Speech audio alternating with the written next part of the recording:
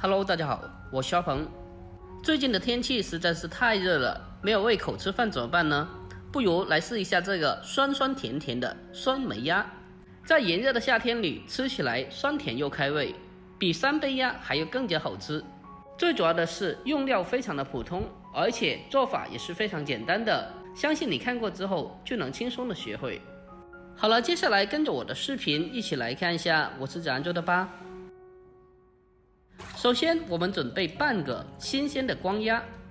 鸭子的品种有很多，我们可以选择用白鸭，或者是麻鸭，或者番鸭也是可以的。将鸭子买回来后，我们需要给它处理一下，把它身上一些残留的毛根处理掉，否则非常的影响食欲，而且吃着还扎嘴。我们将残留的鸭毛处理干净以后，接着再把它的腹腔也清理一下。把它腹腔里面的一块鸭肺给它完整的处理掉，还有一些气管和脖子上面的一些残留的淋巴也给它处理一下。脖子上面的一些淋巴结是不能吃的，所以一定要将它完全的清理掉。还有腹部的那块板油也给它撕下来去掉。我们经过这样的处理过后，鸭子就清洗得非常干净了，大家看一下。然后把鸭子放在案板上，把它的脚切下来去掉。还有它的屁股一定要将它完全的切下来去掉，不要。处理干净以后，先放开一旁备用。接下来我们再准备些许的小料，准备2小块的生姜，将它改刀切成小姜块。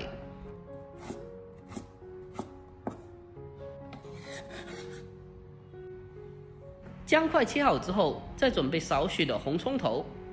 我们将红葱头清洗干净以后，再将它的头尾切下来去掉，不要。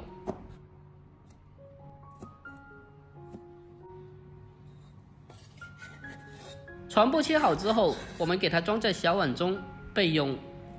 接下来我们开始处理一下鸭子，往鸭子身上添加少许的老抽，然后再用手给它涂抹一下，将它涂抹均匀，让鸭皮均匀的沾上颜色。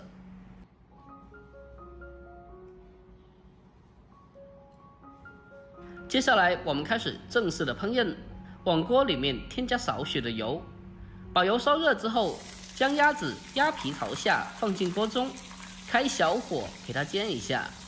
这一步的主要目的是为了将鸭皮的油脂煎出来。把鸭皮煎过以后，那么吃起来的鸭肉口感会更加的香哦。我们在煎制的过程中，不停的将鸭子来回的翻动，让鸭皮均匀的上色。大家现在来看一下，这时候的鸭皮就已经煎得非常的金黄了，而且看起来就非常的诱人。我们将鸭皮全部的煎至金黄色之后，先给它盛出来，放在盘中备用。接下来我们重新起锅，下切好的姜和葱，用小火给它翻炒一下，用小火给它不停的翻炒，把姜葱的香味翻炒出来。把姜葱炒香以后，接着我们再往里面添加1勺子的生抽酱油，再调为大火，给它快速的翻炒一下，把里面的酱油翻炒出酱香味。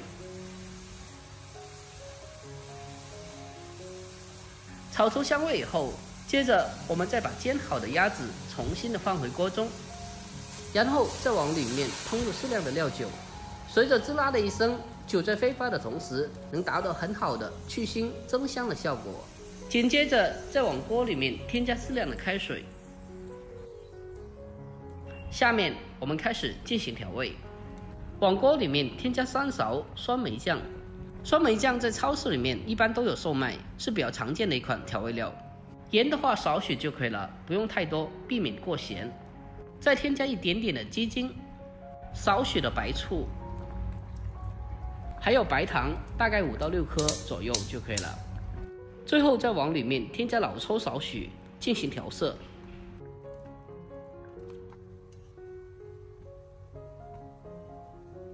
调味过后，我们转为小火，扣上盖子，焖煮30分钟。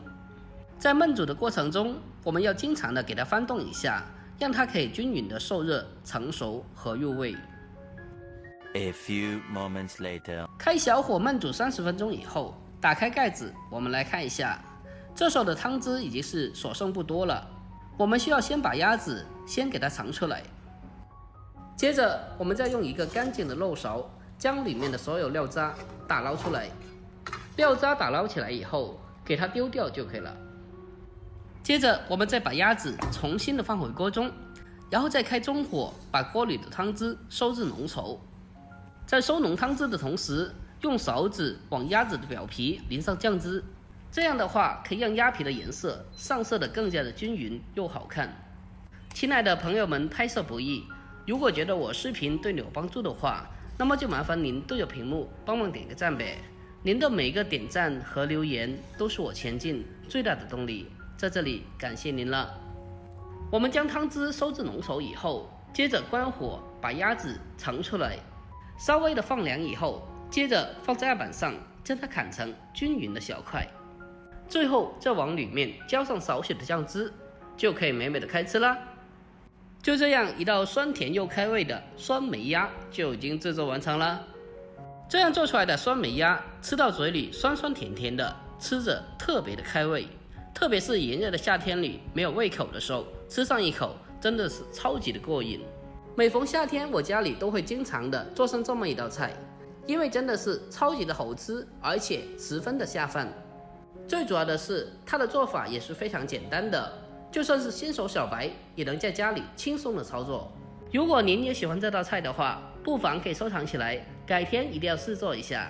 好了，今天视频就简单的分享到这里，喜欢的记得点赞、关注、留言并转发哦。我每天都会更新不一样的家常美食，我们下个视频再见吧，拜拜。来宝，来宝，細膽啊佢，好細膽，因為經常住屋嘅咪。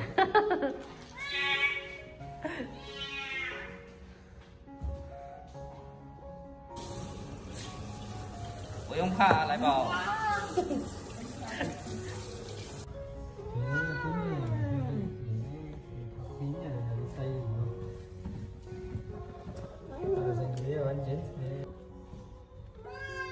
来宝。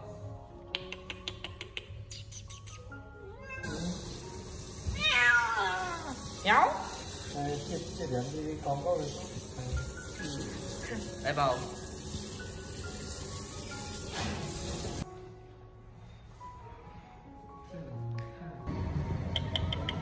来宝，来宝。